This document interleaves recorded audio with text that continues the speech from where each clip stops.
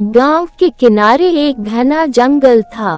उस जंगल के बारे में अजीब अजीब कहानियां सुनने को मिलती थीं। रात के समय वहां से गुजरने वाले लोग कभी वापस नहीं लौटते। गांव के बड़े बुजुर्गों का मानना था वहां एक चुड़ैल रहती है जो लोगों को मार डालती है। एक दिन विजय नाम का एक नौजवान, जो इन बातों को अंधविश्वास मानता था, जंगल से होकर शहर जाने का फैसला करता है। उसने अपने दोस्तों और परिवार की बात को नजरअंदाज करते हुए, मैं किसी चुड़ैल से नहीं डरता, ये सब बेबुनियाद कहानियां हैं। रात के समय जब वह जंगल से गुजर रहा था तो उसे हवा में अजीब सी ठंडक और सन्नाटा महसूस हुआ। कुछ दूर चलते ही उसे दर्द भरी कराहने की आवाज सुनाई दी। उसने आवाज के पीछे चलते हुए देखा कि एक औरत पेड़ के नीचे खड़ी है। उसके कपड़े फटे हुए थे और वह बुरी तरह जख्मी लग रही थी। विजय ने हिम्मत जुटाकर, क्या हुआ तुम्हें? मैं तुम्हारी मदद कर सकता हूँ। उस औरत ने दर्द भरी आवाज में, मुझे बहुत चोट लगी है, क्या तुम मुझे पानी ला सकते हो? विजय ने पास ही एक छोटी सी झील देखी और पानी लाने चला गया। जब वह पानी लेकर लौटा तो वह औरत गायब थी।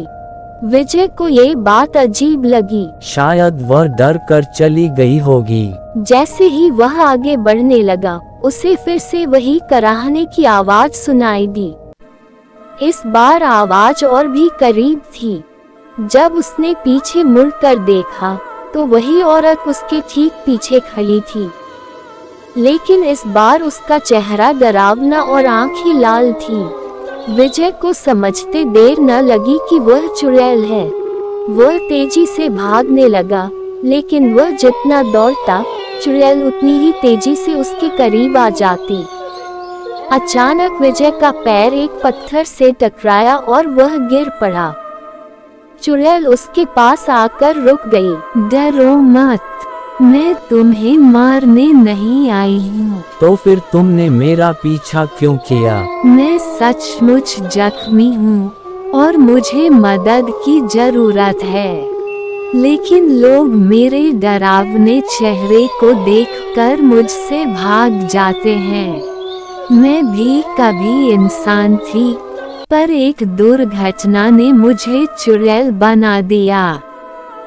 अब मैं इसी जंगल में भटकती हूँ। मैं तुम्हारी कैसे मदद कर सकता हूँ? अगर तुम सच्चे दिल से मेरी आत्मा की शांति के लिए प्रार्थना करोगे तो मैं मुक्त हो सकती हूँ। विजय ने उसकी बात मानी और अगली सुबह गांव के पुजारी की मदद से उसकी आत्मा की शांति के लिए पूजा करवाई।